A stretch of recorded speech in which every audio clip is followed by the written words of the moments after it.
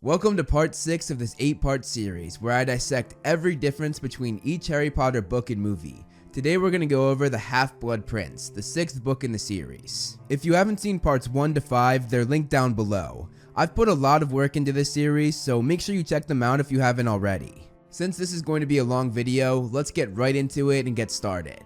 I'm going to start each of these videos with the character differences, so let's start with Slughorn. In the book, he was bald and had a large mustache, but he of course had a full set of hair and no mustache in the film. He was also much fatter in the book, taking up almost an entire compartment on the Hogwarts Express by himself. He was also much shorter than he was in the movie as well, as the top of his head barely reached Dumbledore's chin. As for Narcissa Malfoy, in the book she had long blonde hair and blue eyes, but in the movie she had mostly brown hair with a bit of blonde and brown eyes. Fenrir Greyback in the book had matted gray hair and whiskers even when he wasn't in his werewolf form, but in the film he had dark hair and didn't have whiskers, but instead had werewolf-like fur all over him, which I guess replaced the whiskers. As for the rest of the casting, Lavender Brown, Cormac McLagan, Pansy Parkinson, Romilda Vane, Blaise Zabini, and Katie Bell were all spot on to their book counterparts. I did not see any major changes with them. So now we move on to the plot.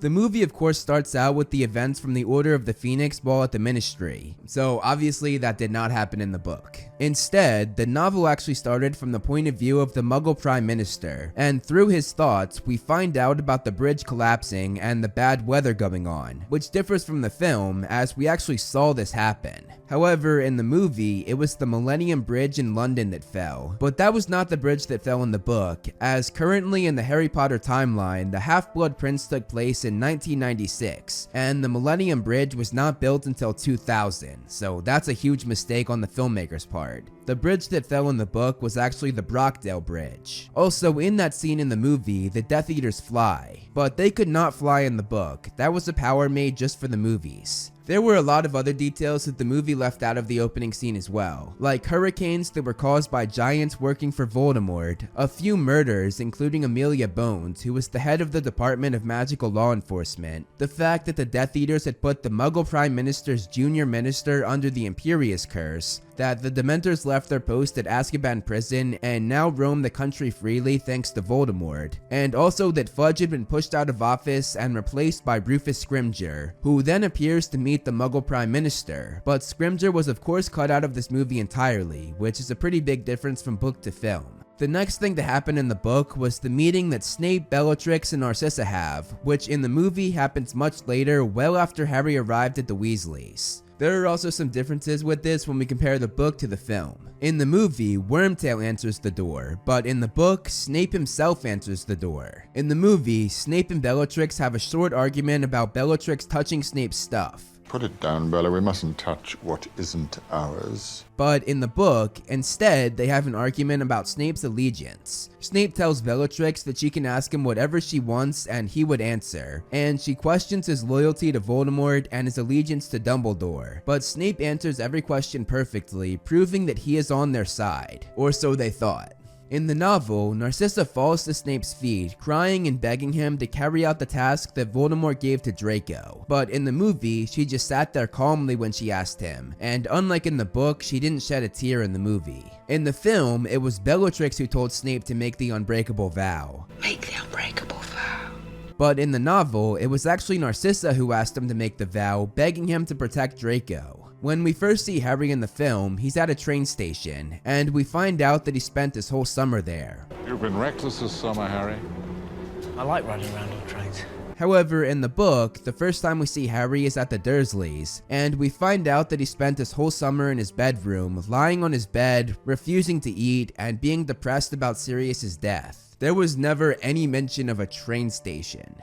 In the movie, we see Harry ask a girl out, but this awful and out-of-place scene never happened in the book. In both the book and the movie, Harry looked out a window to notice something with a light that announced Dumbledore coming. In the film, he was looking out the diner window as he noticed the light flickering, while in the book, he was looking out the Dursleys' window where he noticed a streetlight go out. In the film, Harry did not know that Dumbledore was coming, but in the book he did, as he had gotten a letter from Dumbledore telling him so. In the film, Harry and Dumbledore apparate straight to Slughorns, but in the book there's a lot that happens before they apparate. Dumbledore comes into the Dursleys' house and forces them to sit down with him. He produces 3 drinks for them, and when they refuse to take them, the glasses float in the air and hit them repeatedly. Dumbledore then went over Sirius's will, saying that he left everything to Harry, including number 12 Grimmauld Place and Kreacher. When they summon Kreacher to the Dursleys' living room, Harry agrees to send him to work in the Hogwarts kitchens. Also, Kreacher never appeared in this film, so there's another difference for you.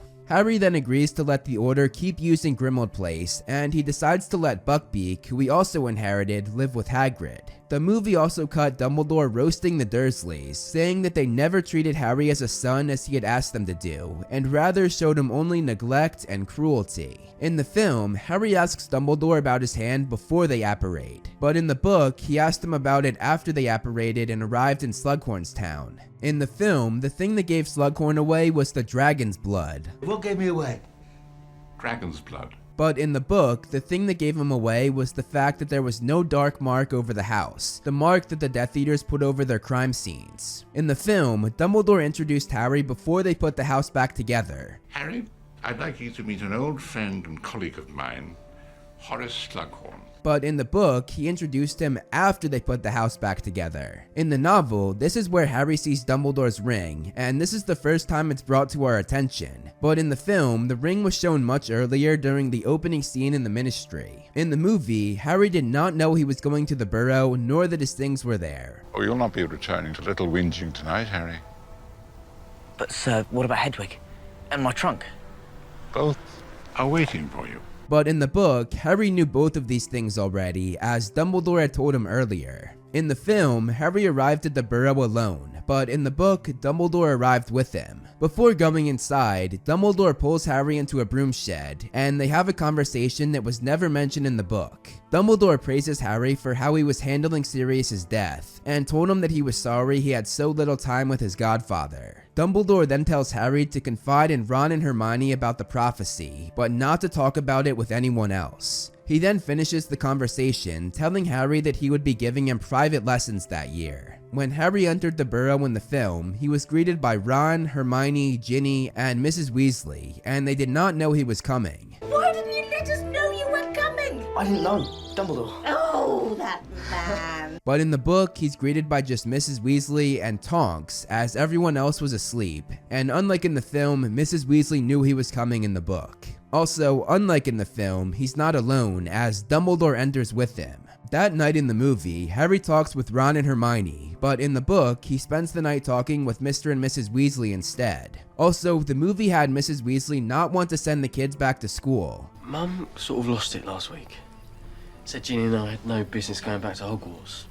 It's too dangerous. But this never happened in the book. The movie cuts right from that night to them at Fred and George's joke shop, but there's a lot that happens in between these two scenes. The next morning, Harry is woken up by Ron and Hermione, who ask him about his time with Dumbledore. Ginny then enters, and she and Hermione talk badly about Fleur Delacour, who then enters herself. She tells Harry that she and Bill Weasley are getting married, and she was staying at the Burrow for a few days to get to know his family. Fleur, though, was of course cut out of the film entirely, which is a pretty big difference from book to movie. When Fleur leaves the room, Mrs. Weasley says that Bill is rushing into an engagement and shows that she does not like Fleur at all. When Mrs. Weasley leaves, they talk about how Percy is still estranged from the family, even though he and his bosses were proven wrong about Voldemort returning. But Percy was never brought up in the movie, nor did he make an appearance, as Chris Rankin, the actor that plays Percy, is not even credited for this film. Once it was just the trio, Harry confided in them just as Dumbledore had asked him to do, and he told them about the prophecy, saying that either he had to kill Voldemort or Voldemort had to kill him.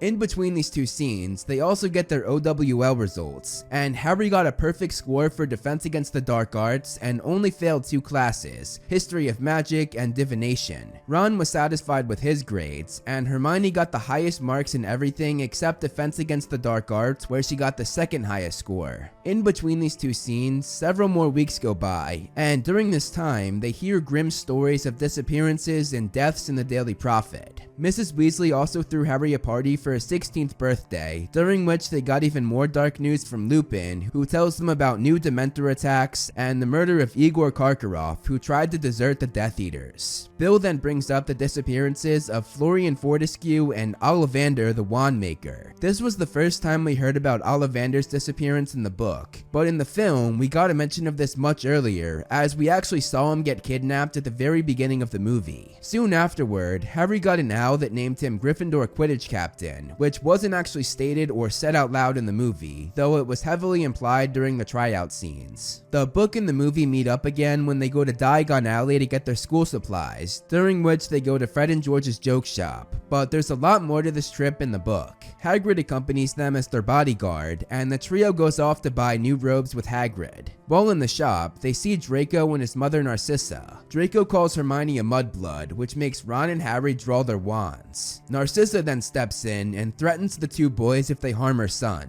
The two Malfoys then walked out, saying they didn't want to buy robes from someone who sold to mudbloods. In the film, while at the joke shop, Cormac McLaggen looks at Hermione like he liked her, but this never happened in the book. In the novel, he was not present for this scene, and nor was Lavender Brown, who was also shown in the joke shop. In the movie, the trio spot Draco while in Ollivander's, but in the book, they spot him while still in the joke shop. Also in the film, Draco was with his mother, but in the book, he was all by himself. In the book, the trio were under the invisibility cloak as they followed Malfoy to Borgin and Burke, but in the movie, they were just out in the open. In the film, the trio can't hear what's going on in the shop, but in the book, they can thanks to an extendable ear. We see and hear Draco threaten Borgin, first showing him something on his arm that was clearly his dark mark, and he then tells Borgin that if he sells the Vanishing Cabinet, he would send Fenrir Greyback after him. This is very different from the movie, as Greyback was actually there with him, not just mentioned, but like Draco's mother, he was not present for the scene in the book even though he was there for the film.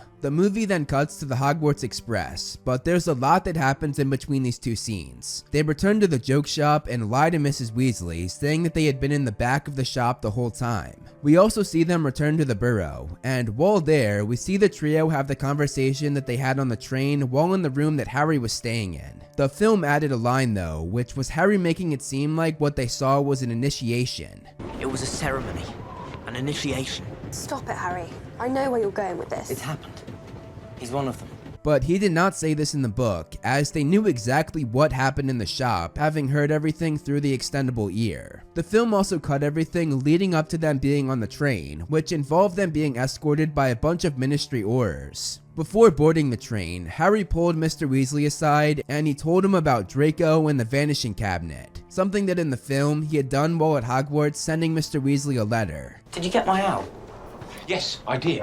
And in the film, the two had their discussion about this during Christmas break rather than right before boarding the train. In the movie, Harry sat with Ron and Hermione, but he did not do this in the book as they were both prefects and they sat in the prefects carriage. Instead, Harry sat with Luna and Neville. A lot happens on the train that the film left out. We see Harry, Neville, and Ginny get invited to the first Slug Club meeting while on the train, something that differs from the movie as the Slug Club wasn't brought up until a good way into the school year while at the Three Broomsticks. In the old days, I used to throw together the occasional supper party. Select a student or two.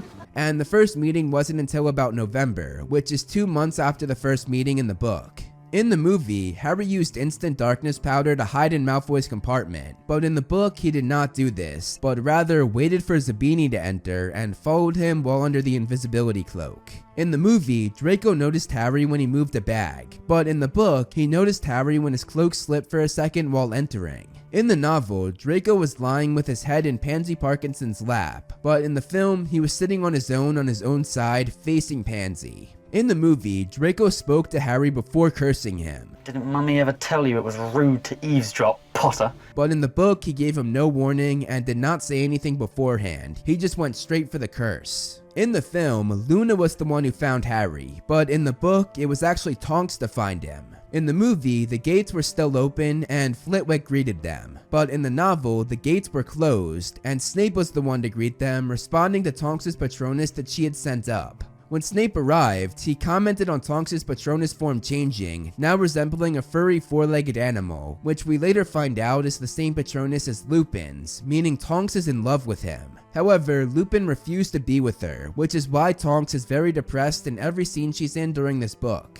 The movie cuts right from Dumbledore's speech to McGonagall telling Harry that he can take potions, but there's a lot that happens in between these two scenes. The next morning, we see Lavender laugh at what Ron had said when they passed by, and this was the first inkling we got to Lavender liking Ron, whereas in the film, we saw this much earlier thanks to the scene that took place in the joke shop, which as I said did not happen in the book, as she was not present for that scene. We also see McGonagall talk to Neville about his schedule, saying he could not continue in her Transfiguration class as his OWL score was too low, and when Neville says that his gran would be upset, McGonagall tells him that his grandmother should be proud of the grandson she has, especially after the bravery he showed in the Ministry last year. Then this is where the book and the film meet up again, as McGonagall tells Harry that he can take potions with Slughorn. The movie cuts right to the potions class, but again there's a lot that happens in between these two scenes. They first go to Defense Against the Dark Arts with Snape, and they work on non-verbal spells. We also see a boy run up to Harry with a note from Dumbledore, which said that their first private lesson was that Saturday. The book and the film meet up again when we get to potions. The movie shows Neville and Katie Bell in this class, but neither were there in the book, as Neville did not have good enough OWL results to get in, and Katie Bell is a year older, so she would never have class with the trio. She would have taken this class the year before. In the film, Harry and Ron go to get the books themselves and fight over the good copy, but in the novel, they were both very old and tattered, and they didn't go get them, but rather Slughorn handed them to the two boys. In the movie, we see Seamus's potion blow up in his face, as it's a running gag in the films that he blows things up, but that did not happen in the book. That gag was made just for the films. In the movie, the directions that Hermione asked about was the crushing of the Sapophoros. How did you do that? Crush it, don't cut it. But in the book, the direction she asked about was the stirring, as the Half-Blood Prince had told them to add a clockwise stir to the counterclockwise stirs. After class, a scene that takes place much later in the movie, being 4 scenes later, takes place here instead, and that's the scene where Ron, Hermione, and Ginny go after the Half-Blood Prince book. In the film though, it was in the Gryffindor common room, while in the book it was in the hallway. Also, Ginny was the one who grabbed the book in the film, while in the novel it was Hermione to do so. Also, in the film, Harry notices that the Half-Blood Prince name was scribbled inside the book on one of its pages, but in the novel it was scribbled on the back cover, and he realized this not during class like in the movie, but after class. In both the book and the film, we cut to Harry's first lesson with Dumbledore, but the first lesson in the book was not the same as the first lesson in the film. First of all, in the movie, Dumbledore asked Harry if he and Hermione were together. What about your activities outside the classroom? Sir? Well, I notice you spend a great deal of time with Miss Granger. I can't help wondering if... Oh, no, I mean... But this out of place and stupid line never happened in the book. They just went straight to talking about Voldemort. The memory that Dumbledore shows Harry in the film is not the same one as in the book. On screen, we see the orphanage scene, but on the page, we see the Gaunt family memory. He showed Harry a memory of Voldemort's mother Merope, his uncle Morphin, and his grandfather Marvolo. In the memory, a Ministry employee shows up to the Gaunt house after Morphin used magic on a Muggle boy, who happened to be Tom Riddle Sr., Voldemort's father. While in the Gaunt house, we see Marvolo mistreat his daughter Merope both physically and emotionally, especially when he finds out that she has a crush on the Muggle boy Tom Riddle Sr. He also shows off 2 heirlooms to the Ministry employee, Salazar Slytherin's locket and the Gaunt family ring. The memory ends there, but Dumbledore continues to give information on the situation they had just seen, saying that the Ministry arrested both Morphin and Marvolo when they fought back, and they were sent off to Azkaban. He then explained that Merope gave Tom Riddle Sr. a love potion, that they ran off together, got married, and eventually Merope became pregnant. Thinking that after all of this time, Riddle Sr. would love her even without the love potion, she stopped giving it to him, but now lifted from the potion, Tom abandoned her and their unborn baby. The movie cuts right from Dumbledore and Harry's first lesson to Quidditch tryouts, but there's a lot that happens in between these two scenes as more than a week goes by. During that week, we see Harry look at the tryout list, and he's shocked that so many people signed up. Hermione said that it was because he was now attractive thanks to his new role as the Chosen One, and Hermione saying this makes Ron jealous. We also see Hermione point out that Dumbledore had been absent from school for most of the week. The book and the film meet up again for the Quidditch tryout, and on their way down, Lavender gives Ron a smile, which makes Hermione very displeased. During the tryout, the scene where Cormac goes up to Ron and talks about Hermione did not happen in the book. Think you could introduce me to your friend Granger? Wouldn't mind getting on a first name basis, know what I mean?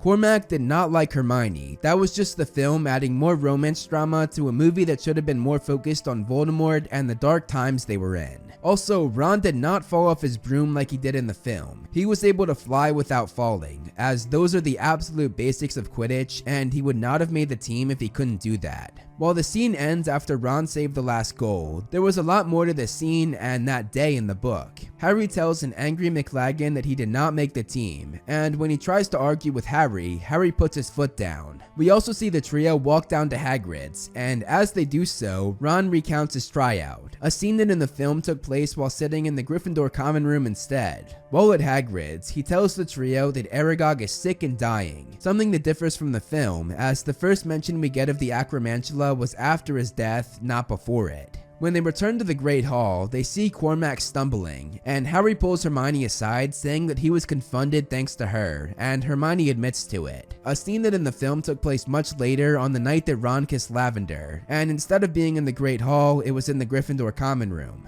While in the Great Hall, Slughorn comes over and invites Harry and Hermione to a special dinner, a scene that in the film took place in the Three Broomsticks during the first Hogsmeade trip. During the scene in the film, he says Ron's name wrong. Good to see you, Wallenby. But in the novel, he doesn't say his name wrong, but simply ignores Ron instead. Also, in the film, Harry says he'd love to go. I'd consider it an honor, sir. But in the book, he was glad to get out of it thanks to a detention he had with Snape. The next thing to happen in the movie was the Hogsmeade trip, but there's a lot that happens before this in the book as a few weeks go by. Harry notices that Dumbledore has been absent from the castle for this entire time and he wonders where he is. We also see Harry start to use some of the curses that the Half-Blood Prince made and had written in his book. He used one that glued Filch's tongue to his mouth, and he used a spell called Muffliato to add a buzzing noise to those around him, allowing him to have private conversations unheard by others, and he used the Levicorpus spell, which lifted Ron in the air by his ankle, which both boys thought was hilarious. However, Hermione did not think so, as she pointed out that the Death Eaters used that same spell while at the Quidditch World Cup 2 years ago to torture and humiliate the Muggle family. We also see Ginny bring Harry a letter from Dumbledore which gave him the time of their next lesson. The book and the film meet up again when the Hogsmeade trip rolls around. In the film, they ran into Slughorn at the Three Broomsticks, but in the book, they ran into him at the candy shop Honeydukes. There was also the added detail of Harry seeing Mundungus Fletcher while in the village, but Mundungus's character was cut from the movie entirely, so there's another difference for you. When he sees Mundungus, Harry realizes that he was selling stolen goods from Sirius's house, and enraged, Harry pins him against the wall and yells at him until Mundungus slips away and disapparates. The trio then goes into the Three Broomsticks, and while in the film we saw Dean and Ginny kissing, this did not happen here in the novel. Not yet anyway. Also, most of the Ron and Hermione dialogue about the two snogging did not happen in the book either. These lines were made just for the movie. What if she looked over here and saw you snogging me? Would you expect her to get up and leave? Did you hear what she was saying back at the pub about me and her slogging?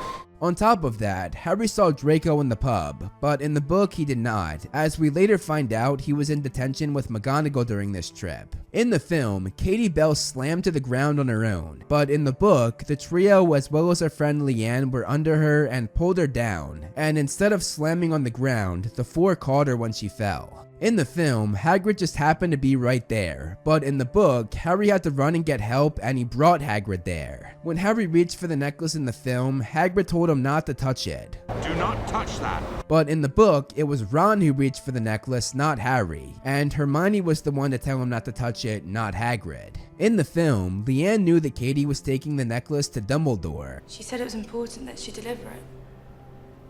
Did she say to whom? To Professor Dumbledore. but in the book, she did not know who the package was meant for. Also, during this scene, Snape was present, but in the book, he was not.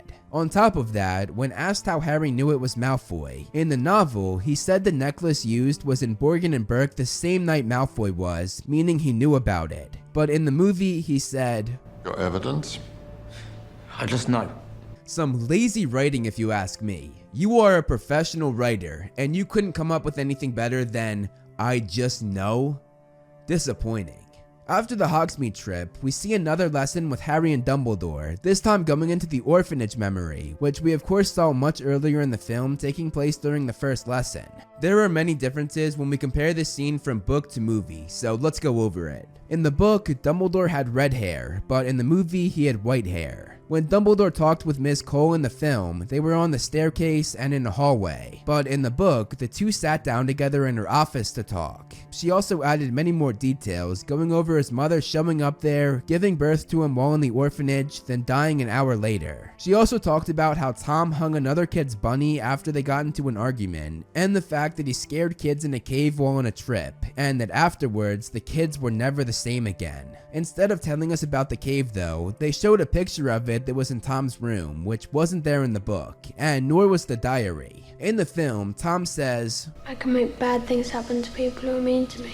But in the book, the word mean is replaced by the word annoy, which is a small detail, but it's very important, because using the word mean makes it seem like he was bullied, the other kids being mean to him, while using the word annoy makes him seem like the psychopath he really is, and shows that he himself is the bully. Just another example of bad screenwriting if you ask me. There are also a few more details to this scene, as we see Tom tell Dumbledore that he wanted to get his school supplies in Diagon Alley by himself without Dumbledore's help. Also, unlike in the film, Harry and Dumbledore were standing there like they were in the memory, the way a pensieve is supposed to work, as we saw in the Goblet of Fire pensieve scene. After the memory was shown in both the book and the film, Dumbledore and Harry discuss what they had seen, but Dumbledore goes into much more detail in the book, as he points out Voldemort's instincts of cruelty, secrecy, and domination even at that age. On top of that, he points out that Tom did not want help getting his school supplies, which we see in Voldemort today, having no true friends. And lastly, Dumbledore remarks that even as a child, he was addicted to collecting trophies, pointing out the stolen items from his wrongdoings. In the novel, Harry continuously found excuses to get out of Slughorn's dinner parties, missing every single one since the train ride, which differs from the movie, as he was of course in attendance. This meant that the scene where Harry stood up for Ginny when she came in did not happen. Also, Ginny never cried about Dean like she did in the film. She was much stronger in the book.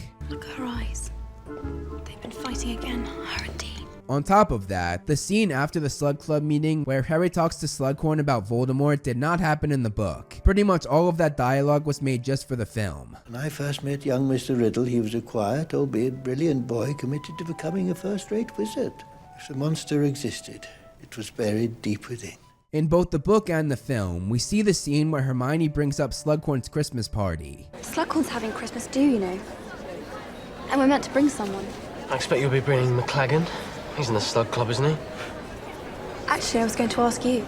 But while this happened in the Great Hall in the film, in the book, this took place during their class in herbology. There was also more to this scene, as Hermione retorts that she does not want to bring Ron anymore after his rudeness, and we see Ron's whole demeanor change as he asks, "You were going to ask me?" Hermione then replied saying, "Yes, but obviously if you'd rather I hooked up with McLagan," and Ron cut her off and replied saying that he did not want that, and he looked rather sheepish, but also rather pleased with himself. This is a vital moment in the book, because this is the first time we actually get confirmation that Ron and Hermione really do like each other, Harry confirming this for us with his thoughts. In the film though, the first indication that we get of Ron and Hermione liking each other was the snogging lines, but as I said, these lines never appeared in the novel. In the film, all of this happened on the day of the first Quidditch match, but there's a lot that happens in the novel before we get to that. With Katie Bell out of commission, Harry holds tryouts again to find a new chaser, and he ends up having Ginny's boyfriend Dean Thomas join the team. After the first practice with Dean, Harry and Ron were walking back to the Gryffindor common room when they stumbled upon Dean and Ginny making out.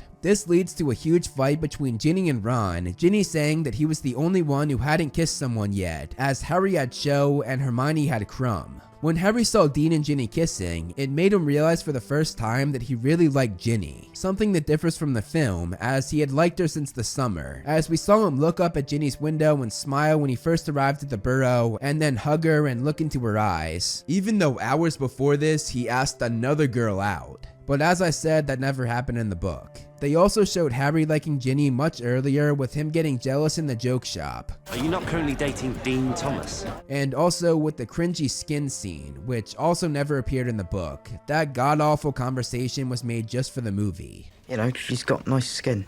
Skin? You're saying Dean's dating my sister because of her skin? Well, no, I mean, I'm just saying it could be a contributing factor. But you get the point. Harry didn't like Ginny right away in the book. Instead of coming out of nowhere like in the film, it was a slow build up in the book. After that night, Ron began acting icy towards Hermione, having found out that she had kissed Victor Crumb, but Hermione of course had no idea why Ron was acting like this. Ron's bad attitude then seeped into the Quidditch practice the day before the first match, which lowers morale, and it gets so bad that Harry threatens to kick him off the team. At this, Ron deflates and says he's going to resign after the match, a line that was said on the day of the match in the movie rather than the night before like in the book. I'm resigning. After today's match, McLaggen can have my spot. Have it your way. The book and the film meet up again the morning of the first match, and in the movie, Luna was the one to notice Harry putting something in Ron's drink. You look dreadful, Ron. Is that why you put something in his cup? But in the book, it was Hermione who noticed, not Luna. In both the book and the film, we see the Gryffindor versus Slytherin match, but there are a few details that differ from book to movie. First of all, the Slytherin players don't crash into the goalposts like in the movie. The match would have been put to a stop if they had gotten hurt like that in the book. We also see the end of the match in the book, which the film cut off. This saw Harry catching the snitch to end the game, and Ginny crashing into the announcer's table, as the announcer Zachariah Smith had done nothing but trash talk the Gryffindor team the entire match. The movie cuts right from the match to the party in the Gryffindor common room, but there's a lot that happens in between these two scenes. In the locker room, Hermione comes down and accuses Harry and Ron of cheating using liquid luck. Harry then reveals that he did not actually put it in, which differs from the movie, as he did this during the party, not in the locker room. And it wasn't just Hermione he showed like in the movie, but he showed it to Ron as well. In the movie, Harry comforted Hermione in the hallway, but in the book, they were in a classroom. Also, while the birds miss Ron in the film, they actually attack him and cut him up in the book. Also, Hermione ran out of the classroom crying during the bird attack, meaning she did not rest her head on Harry's shoulder and talk to him about his feelings for Ginny like in the film. In both the book and the movie, Hermione tells Harry that Romilda Vane was trying to slip him a love potion, and in the film, we get yet another awful line added that makes Harry seem like an arrogant asshole. She's only interested in you because she thinks you're the chosen one. But I am the chosen one. But this was never said in the book, nor would Harry ever say this, especially considering the fact that this very book continuously goes over how much Harry hates the attention he gets for being the chosen one. Instead, after Hermione tells him this, he doesn't act arrogant or like an asshole, but he actually gets upset and asks Hermione why she didn't confiscate the love potion to avoid this. The movie cuts from this scene to the night of the Christmas party, but there's a lot that happens in between these two scenes. There was a disastrous transfiguration class where Hermione mocks Ron's spell work, and Ron retorts, making fun of the way Hermione raises her hand, and when Lavender and Pravati laugh, Hermione begins to cry. Harry later finds her being comforted by Luna. Then, impulsively, Harry invites Luna to Slughorn's Christmas party. That night at dinner, Hermione tells Pravati, while in the earshot of Ron, that she's taking Cormac McLaggen to the Christmas party, and she says that they're now dating. The book and the film meet up again that night, and Slughorn's party is pretty similar when we compare the book to the film. However, the moment where Snape tells Harry that Dumbledore is traveling did not happen in the book. He's traveling, and he won't return until term resumes. That was something the trio deduced on their own by looking up at his empty seat at the staff table for weeks. In the film, Harry overheard Draco and Snape's conversation while in the hallway, but in the book, they were actually in a classroom and Harry listened at the door. The movie cut to the train ride home, but this did not happen in the novel. The book actually cut right to them being at the Burrow, meaning the whole thing with Lavender doing the fogged window thing and Hermione seeing it was made just for the film. That never happened in the book. The conversation that Ron and Harry had on the train though actually took place in the kitchen at the Burrow. And instead of being interrupted by Lavender and Hermione, they were interrupted by the twins who teased Ron about his new relationship. Christmas Break at the Burrow was very different when we compare the book to the film. For one, Lupin and Tonks were there as a couple in the movie, but Tonks wasn't there in the book, nor were they together, because as I said, Lupin was refusing to be with her. That night in the film, we see perhaps the worst scenes ever committed to a Harry Potter movie, with Ginny feeding Harry and the infamous shoelace scene. Shoelace.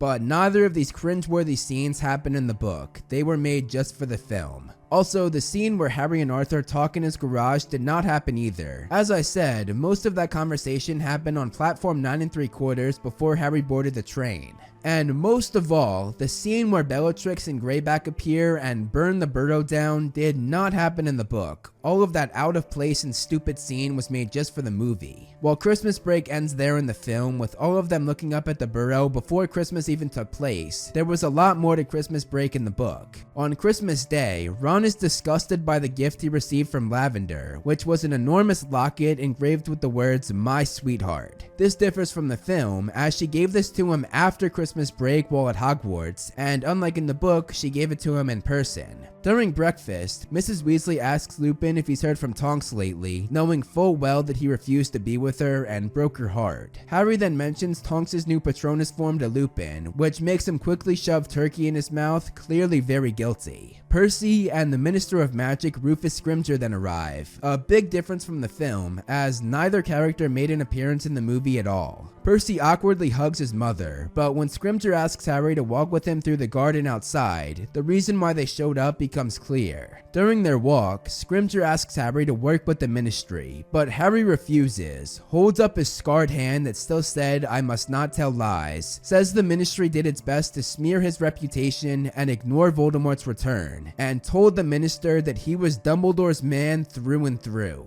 Meanwhile, Percy was chased out of the Burrow by his siblings, who threw food at him for giving their mother hope of his return to the family. After a few more days of break, the kids head back to Hogwarts using the Flu Network, and in both the book and the film, Harry and Hermione catch up. But while this happened in the hallway in the movie, in the book this took place in the Gryffindor common room. Both the movie and the book then cut to Harry's next lesson with Dumbledore, but there are a lot of differences when we compare this from book to novel. To start, when Harry tells Dumbledore what he said to Scrimgeour, saying that he was Dumbledore's man through and through, this touches Dumbledore so much that he cries. Also, the first memory that Dumbledore shows in this lesson was the Slughorn memory, but the first memory he shows Harry in the book was Voldemort visiting Morphin Gaunt at the Gaunt house. Between the memory and Dumbledore's explanation, we find out that Tom knocked his uncle out, took his wand and the Gaunt ring, went to kill his Muggle father as well as his family using Morphin's wand, went back to the Gaunt house, modified Morphin's memory to make him think that he murdered the Muggle family, and got away with the murders when Morphin confessed. Then, this is when he shows Harry the Slughorn memory. Like with the Orphanage memory, the two were standing there watching, but this was not the case in the movie. In the film, the word Horcruxes was muffled out.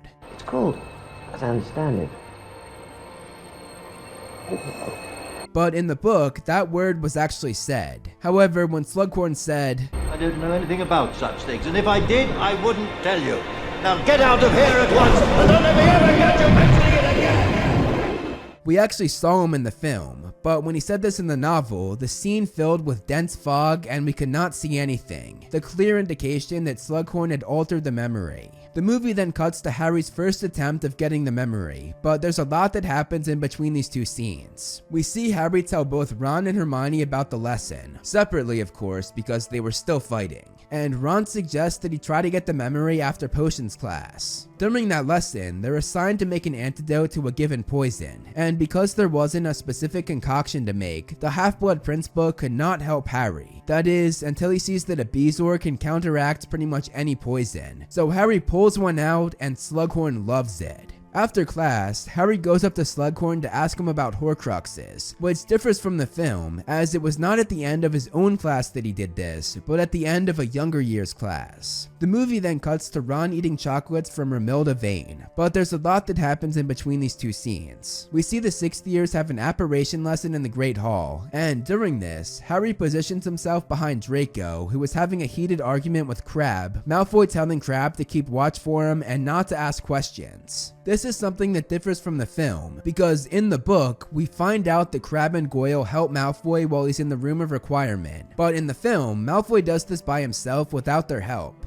After the apparating lesson, Harry runs to get the Marauder's map and he plans to keep an eye on Malfoy from now on, something that again differs from the film as he started doing this much earlier, well before the Christmas holiday. The book and the film meet up again the morning of Ron's birthday, as that was the morning he ate the chocolates from Romilda Vane. Unlike in the film where Harry walked in after he had eaten them, Harry was actually there when he ate them, but was so busy looking for Malfoy on the Marauder's map that he did not notice. In both the book and the film, Harry thinks Ron is joking, and reacting to this in the film, Ron threw the box of chocolates at him, but in the book, he punched Harry across the face instead. After Harry gives Ron the Bezoar in the film, they add what's supposed to be a comedic line. These girls, they're gonna kill me. But this was not in the book. In fact, this is so far from what the book did that it's not even funny. The suspense was oh so real as the chapter ended, saying this: Ron gave a great shudder, a rattling breath, and his body became limp and still. That's how you keep the audience on the edge of their seat. It makes you think that Ron might have died. It's one of the best buildups of suspense that I've seen in the series. And while the film could have easily matched the same level of suspense by having the last shot be Ron lying on the floor unmoving, they instead decide to ruin all sense of suspense just to throw in a crappy bit of attempted comedy that wasn't even funny, which makes us know Ron is fine. And to add to that, it makes us think that he's even more fine than he actually is, as he goes from cracking jokes to basically being in a coma in the hospital wing, which makes no sense. Some of the worst bit of screenwriting I have ever seen.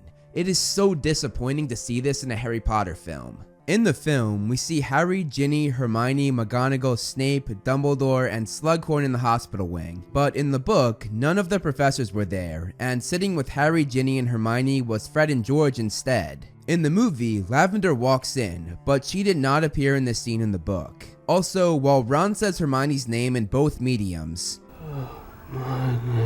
in the film, Lavender heard this, and this is what ended Ron and Lavender's relationship. But in the book, this was not the case. The two were still together well after Ron was released from the hospital wing. Also in the film, Hermione and Ron are left alone while she held his hand, but this did not happen in the book either. Instead of them being alone, even more people show up, as Mr. and Mrs. Weasley as well as Hagrid arrive. Hagrid then mentioned a conversation that he had overheard between Snape and Dumbledore, a conversation that took place much later in the film, being right before Harry and Dumbledore's mission to the cave, which is still a long way away. Have you ever considered that you ask too much, that you take too much for granted? Has it ever crossed your brilliant mind that I don't want to do this anymore?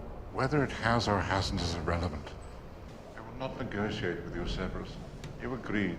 Also, instead of happening on the astronomy tower like in the film, the conversation actually took place on the edge of the Forbidden Forest, and both the audience nor Harry saw it. Only Hagrid did, and he told us about it. Ron's time in the hospital wing ends after this scene, but in the novel, he was actually in the hospital wing for several more days. And during that time, Harry was forced to let Cormac take his place as keeper. Harry also had to endure Lavender, who talked to him about Ron non-stop. When she complained that he was always asleep when she went to visit him, Harry put together that Ron was pretending to be asleep when she came, and Harry told his best friend to stop doing that, and says that at this point he'd just break up with her. Also, the line where Lavender says Hermione only likes him because he's interesting now took place during her conversation with Harry, whereas in the film, she said this directly to Hermione when she came to the hospital wing. I suppose you want to break up with him now that he's suddenly all interesting. But as I said, that scene never happened in the book. In the film, we see a scene where Harry follows Malfoy, but then loses him as he disappears. This is sort of two scenes from the book combined into one. Harry does see Malfoy in the hall, but he does not follow him, as as he had a Quidditch match. Also, when he saw him, Malfoy wasn't alone like in the film, as he was accompanied by 2 girls, who we later find out are Crabbe and Goyle using Polyjuice Potion. However, since he did not follow him, he didn't see Malfoy disappear. This was actually a different scene, and Harry did not see him in person, but was watching him on the Marauder's map, and he saw him disappear on there. While Ron was in the hospital wing, we also saw a Quidditch match where Cormac took his place, and it was a disaster. Cormac led in several goals as he was too busy criticizing the rest of the team. He then grabs the bat from the beater, showing him how to swing it, hits the bludger, misfires, and hits Harry right in the face, knocking him out. Harry then wakes up in the hospital wing several hours later. While in the hospital wing that night, Harry summons Kreacher, who arrives with Dobby as well, both of whom were cut from the film entirely, so there's another difference for you. Harry instructs the two to tell Malfoy to see what he's up to and why he keeps disappearing on the map.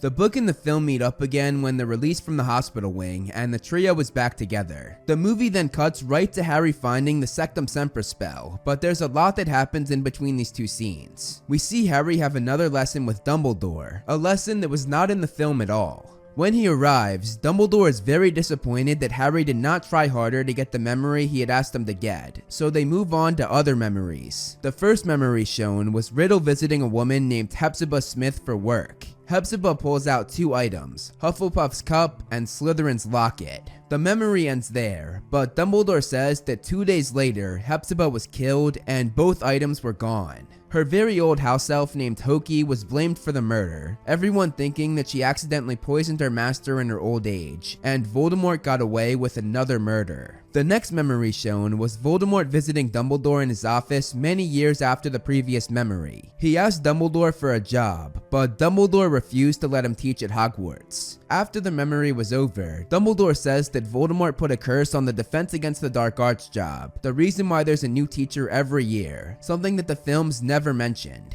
The novel and the film meet up again when Harry finds the Sectumsempra spell in the Half-Blood Prince book, but while he was in the Great Hall when he found this in the film, in the book he was in the Gryffindor common room. The movie then cuts right to the fight scene in the bathroom, but once again, there's a lot that happens in between these 2 scenes. That's sort of become the catchphrase of these videos. I know I say it a lot, but this movie just left out so many details I have to keep saying it. While in the common room reading the book, Dobby and Kreacher show up, and they tell Harry that Draco goes into the Room of Requirement, and Harry puts together that that's why he keeps disappearing on the Marauder's map. We also see Harry and Ron go to Moaning Myrtle's bathroom, where she was disappointed to see them, as she was waiting for another boy who she had a crush on. She tells Ron and Harry that she and this boy have a lot in common, as they're both sensitive, both have been bullied, and both cry in the bathroom sometimes, and she was of course talking about Malfoy. Harry also sees Tonks in the hallway, and she's very upset and even cries, which we later find out was because she was worried about Lupin after an attack she had heard about. We also see Ron suggest to Harry to use the liquid luck to convince Slughorn for the memory, but in the film they took yet another great moment away from Ron, and they make Harry come up with this idea instead. Luck. That's it. All I need's a bit of luck. However, in the book, Harry does not drink it right away. There's a lot that happens in between these 2 scenes. We see Ron and Hermione take their apparition test, which Harry of course couldn't do because he was not 17 yet. Hermione ended up passing, but Ron failed as he had splinched one part of his eyebrow. In the film, the Sectumsempra scene takes place before the liquid luck and final memory scene, but in the book, it actually takes place after both of those. So the book and the film meet up again when Harry drinks the liquid luck. In the film, he drank it in the middle of the common room, but in the book, they made it more private as he drinks it in his and Ron's dormitory. Also, in the film, he drank all of it, but in the book, he saved a tiny bit of it. In the novel, Harry wears his invisibility cloak to go down to Hagrid's, but in the movie, he just walks out in the open. As Harry left, there were 2 things that happened in the novel that did not occur in the film. Lavender seeing only Ron and Hermione emerging from Ron's room as Harry was under the cloak, and she gets very angry. And as Harry walks out of the portrait hole, he brushes against Ginny, who was walking in with Dean, and she accuses Dean of helping her through the door, which angers her. In the movie, Slughorn was stealing the plant. You probably feared I was Professor Sprout. Yes, I did actually. What makes you think? Oh, well, just the general behaviour, sir. The sneaking around, jumping when you saw me. But in the book, he was taking some herbs with the help of Sprout. He was not stealing them. In the film, Harry and Slughorn walked down to Hagrid's together, but in the book, Harry went alone as Slughorn went up to the castle to put on his tie and he came down later. The very weird dialogue about the lily turning into a fish was not in the book. This was made just for the film. On a spring afternoon, I discovered a bowl on my desk. Floating on the surface was a flower petal. As I watched, it sank just before it reached the bottom. It's transformed to a wee fish. Beautiful magic, wondrous to behold. The flower petal had come from a lily, your mother. Instead, we have a much more compelling scene where Slughorn doesn't do the talking, but Harry does, which only makes sense because he's the one convincing Slughorn, not the other way around. Harry tells him every excruciating detail of his parents' death, and when he's finished, he asks Slughorn why he would not want to help take down the man who killed Lily Potter. Then the book and the film meet up as Harry says the final lines to seal the deal. I'm going to tell you something. It's true. I am the chosen one. The real memory in the film was pretty accurate to the book, but afterwards, Dumbledore's reaction was very different. He was shocked and did not see it coming in the movie. This is beyond anything I imagined. But in the book, it's the complete opposite, as Dumbledore was spot on and knew all of this. This memory was just to confirm his theory. In both the book and the film, they discuss Horcruxes, but the film left out what each Horcrux was, which is pretty crucial information to leave out, so let's go over it. They speculate and go over each Horcrux. The diary, which was destroyed, the ring, which Dumbledore says he destroyed, then there's Slytherin's locket and Hufflepuff's cup, most likely an item that belonged to Ravenclaw, and Dumbledore says that he thinks Nagini, Voldemort's snake, is a Horcrux as well. The movie cuts right to Harry and Dumbledore's mission, but as I said, this scene with the liquid luck and the final memory were pushed back in the film, so when looking at the book, there's a lot that happens before their mission. We see Harry tell Hermione and Ron everything he had learned about Horcruxes while in the common room, and Ron is so impressed that he accidentally makes it snow. This differs from the film, as he made it snow in the Great Hall, not in the common room, and it wasn't because he was impressed with what Harry was saying, but because he was stressed out about the bad breakup with Lavender. During their conversation in the common room, Ron also tells Harry that he and Lavender broke up last night after she saw himself and Hermione coming down from his room. A big difference from book to film, as Ron saying Hermione's name in the hospital wing was what broke them up, not this. Then Hermione tells Harry that Ginny and Dean broke up after she thought Dean was helping her through the portrait hole, which was actually Harry. But for some reason, the film never actually stated that Dean and Ginny broke up. So I've seen many people who have only seen the film think that Ginny cheated on Dean, but that was not the case, and I'll touch on Ginny and Harry's first kiss a little bit later. In the movie, Harry sees Katie Bell return in the Great Hall, but in the book, he sees her return in the Gryffindor common room. In the film, Harry followed Draco to the bathroom from the Great Hall, but in the book, he does not follow him, but sees him on the map and runs to where he is. In the movie, Draco was crying over the sink by himself, but in the book, he was crying and talking to Moaning Myrtle. In the movie, Harry leaves when Snape enters, but in the book, Snape is actually the one to leave while carrying Draco to the hospital wing, and he tells Harry to stay in the bathroom until he gets back. When Snape returned, he asked Harry where he had learned this spell, and Harry lies, saying that he found it in a library book. But Snape was obviously the one who invented it, being the Half-Blood Prince, so he knows Harry is lying. Snape then tells Harry to retrieve all of his school books, and Harry does so, but also grabs Ron's potion book. He then stops at the Room of Requirement to get rid of the Half-Blood Prince book, something that differs from the film, as he did this in the company of Ginny, rather than being alone like in the book. When Snape puts together that Ron's potion book is not his, and considers what he had just done to another student, he gives Harry Saturday detention for the rest of term, meaning Harry could not play in the Quidditch final. And now we get to Ginny and Harry's kiss. After finishing his detention that Saturday, Harry runs to the Gryffindor common room to find out the result of the match, and when he saw that they had won, he kissed Ginny. This differs from the movie, as they were in the Room of Requirement for their first kiss and no one was around, but in the book they were in the common room and everyone was watching. After the kiss, Harry looks at Ron, and Ron gave a tiny jerk of his head, basically saying, well, if you must, giving Harry his approval to date Ginny. This also differs from the film, as this line was said at the very end of the movie, and it wasn't Ron who said it, but rather Hermione. Ron's okay with it, you know. You and Ginny.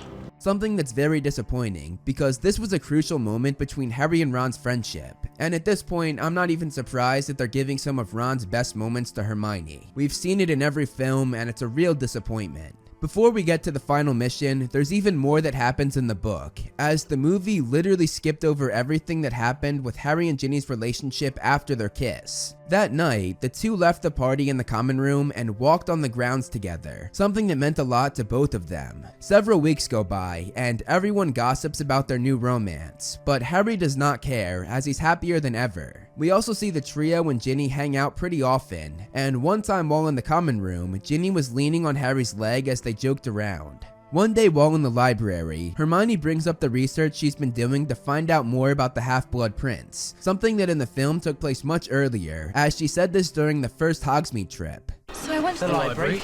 And? and nothing. I couldn't find a reference anywhere to a half-blood prince. While she found nothing in the movie, in the book, she found a reference to a former Hogwarts student named Eileen Prince. Harry shuts her down though, saying that the prince was clearly a boy, as it's not princess. Hermione was pretty close though, as Eileen Prince was Snape's mother. Harry then gets a letter summoning him to Dumbledore's office immediately. On his way down there, he encounters Professor Trelawney outside of the Room of Requirement, and she tells Harry that she had heard a whooping and celebration while in the room disposing of her empty alcohol bottles. Deducing that Draco is celebrating something, Harry persuades Trelawney to come with him to Dumbledore's office and tell Dumbledore what she had heard. On the way there, she recounts her initial interview with Dumbledore, during which Harry already knows she made the prophecy about him and Voldemort. She then mentions that the interview was interrupted by Snape, who was caught eavesdropping at the door, and Harry stops in shock, realizing it was Snape who told Voldemort the prophecy, thus dooming his parents. Harry runs off and questions Dumbledore about this, but Dumbledore cuts him off and tells him about the mission they're going on, and this is where the book and the film meet up again. Before leaving in the book though, Harry runs to get his invisibility cloak. As he's leaving the common room, he tells Ron and Hermione to watch Draco on the Marauder's map, and he gives them the rest of his liquid luck, telling them to split it between themselves and Ginny.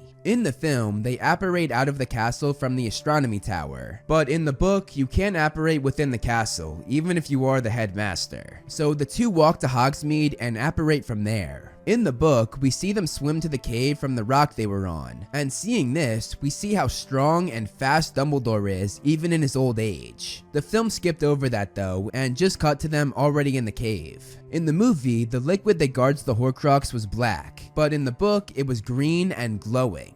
In the film, they used the shell that was there to scoop the liquid out, but in the book, the shell was not there, and instead, Dumbledore conjured a goblet to scoop the liquid out. In the movie, the first sip sent Dumbledore into a fit, but in the book, it took several goblets full until he entered that state. In the film, Dumbledore just yells nonsense. But in the book, he was actually saying things. He started pleading with an invisible torturer, saying he knows that he did a bad thing, and he begged for some invisible people to be spared, saying he wanted to die instead. We later find out that the liquid made him have flashbacks, and he saw the fight between himself, Gellert Grindelwald, and his brother Aberforth, which led to the death of his sister Ariana. In the movie, the Inferi actually drag Harry underwater, but in the book, they just pick him up and are about to take him into the water, but before they can, Dumbledore produces the fire. During their escape in the book, Dumbledore grabbed the locket, but in the film, Harry had already grabbed the locket before the Inferi attack. You did it, sir. Look. This scene in the film cuts out as they're about to enter the boat to leave, but in the book, we see Harry carry Dumbledore out, see him cut himself and use his own blood to get through the first barrier, then tell Dumbledore not to worry. Dumbledore then responds saying, I'm not worried, Harry. I'm with you. Which was actually in a deleted scene, but unfortunately, they cut one of the best lines in the book out even though they already had it filmed. Harry then apparates for the first time, getting both himself and Dumbledore away.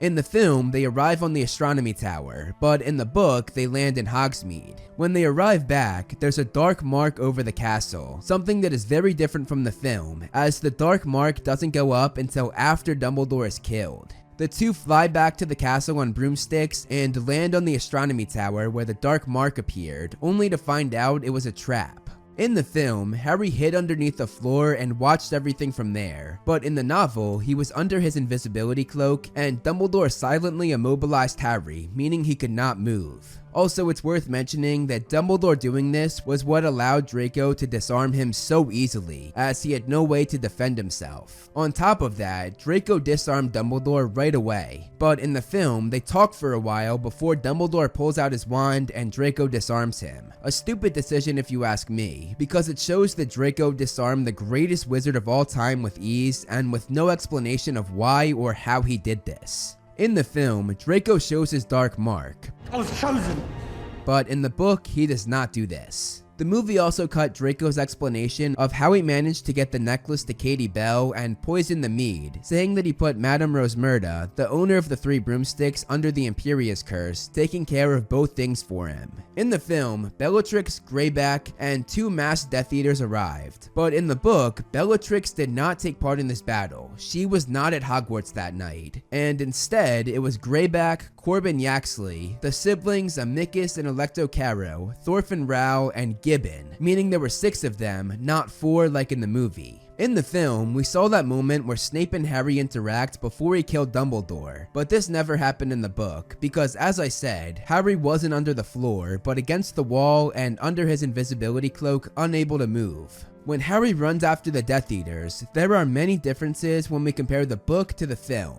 In the book, Harry ends up running into a full-on battle between the Death Eaters and the Order of the Phoenix, as well as a few DA members. Greyback ends up tackling Harry, but Harry manages to stun the werewolf. When he sees Ginny fighting a Death Eater, Harry jinxes him, allowing Ginny to get to safety. As he runs past, he sees Ron, McGonagall, Lupin, and Tonks fighting some more Death Eaters, and he sees Neville on the floor, but Neville assured Harry that he was alright. None of this happened in the book though. The Death Eaters just had a clear path to escape.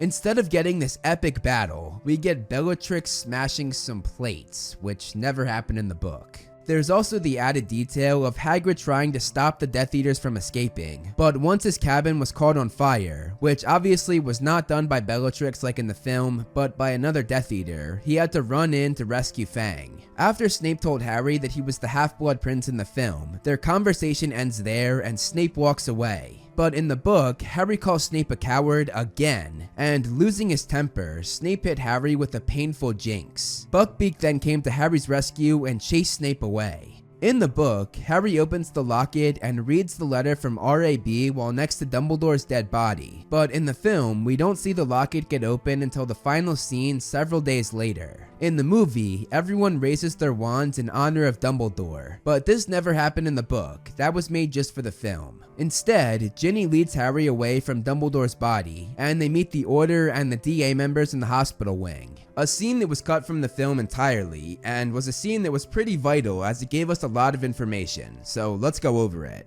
There we see Bill Weasley, who was mauled by Greyback during the battle, and he was so cut up that he now looked unrecognizable. They then hear Fawkes singing outside the castle, a moment that in the film took place not tonight, but a few days later while the trio was on the astronomy tower. Harry then explains how Snape killed Dumbledore, how the Death Eaters entered the castle with the help of Draco, explained how Snape was the one who gave up Lily and James by telling Voldemort the prophecy, and everyone is in shock and wonders how Dumbledore trusted Snape the way he did. The others then explain the battle that went on throughout the castle, and how Draco and the Death Eaters bested them. Mr. and Mrs. Weasley then enter alongside Fleur. When Mrs. Weasley assumes that Fleur would not want to marry Bill anymore because of his wounds, Fleur shocks her, angrily saying that they were still getting married. Realizing for the first time just how much Fleur loves her son, Mrs. Weasley hugs her, finally accepting her future daughter-in-law. Inspired by this, Tonks tells Lupin that it does not matter to her that he's a werewolf, just as Fleur doesn't care about Bill's wounds, but Lupin says that he's too old and too poor for her. McGonagall steps in though, and points out that Dumbledore would have been happy to know that there was a little more love in the world, and Lupin finally accepts Tonks romantically. In the film, it's just Harry and McGonagall in the headmaster's office, and it was the following day, but in the book, it was that night, and they were joined by the other heads of houses as well as Hagrid. Together, they agree that the school should continue as is, and they all agree that Dumbledore's funeral should take place at Hogwarts. In the movie, it's Hermione that Harry talks to about the locket being fake while in the astronomy tower, but in the book, he had this conversation with Ron while in their dormitory. A lot more happens in the book that the film skipped over, as several days go by. The trio, along with Ginny, visit Bill every day, who luckily was alright, he just had permanent scars on his face. We also see the funeral of Albus Dumbledore, where loads of witches and wizards show up to pay their respects. Hagrid carries Dumbledore's body to his white tomb, and as Harry sees the merpeople and the centaurs paying their respects, it finally hits him that Dumbledore is really gone. During the funeral, Harry pulls Ginny aside and tells her that they cannot be together, as he has to fight Voldemort alone, and he was scared that Voldemort would go after her to hurt him. Ginny tells him that she doesn't care about this possibility, and she tells Harry that even though she dated other people, she had always been waiting for him. She then admits that one of the reasons she likes him is because of his bravery, a line that in the film was given to Hermione for some reason. I've always admired your courage, Harry. Harry and the minister then had a conversation, Scrimgeour demanding to know what he and Dumbledore were doing the night he died, but Harry refuses to tell him. He then tells the minister that he's still Dumbledore's man through and through. During the funeral is also where Harry says he's not coming back, which differs from the film because he says this on the astronomy tower, not at Dumbledore's funeral. On top of that, he says this to both Hermione and Ron, unlike in the movie where he only says it to Hermione. And Hermione is not the one to say that they're going with him like in the film. I don't really think you're going to be able to find all those Horcruxes by yourself, do you? You need us, Harry. But Ron says this. Why they completely cut Ron from this conversation and gave his big line to Hermione when he was literally sitting right there is beyond me. In the book, Ron then points out that they have to return to the Burrow for Bill and Fleur's wedding before heading off, and Harry reflects, thinking to himself about the road ahead and his final fight with Voldemort. And there you have it, every single difference between the Half-Blood Prince book and the Half-Blood Prince film. Stay tuned for part 7 where I go over the first Deathly Hallows film and the first half of the Deathly Hallows book. Thank you so much for watching, guys. I hope you enjoyed the video. I'm just here to give a huge shout out to all my patrons listed to the left. If you want to be featured on the next video, plus get a bunch of other things like previews and behind the scenes, become a patron today. Also, you can follow me on social media to see more of my personal life, like my cute dog Loki. I also do some fun stuff on TikTok and Twitter that I think you guys would really enjoy if you enjoy what I do here on this channel. As always, if you liked the video, hit that like button and subscribe, and look out for more great Movie Flame videos on the way.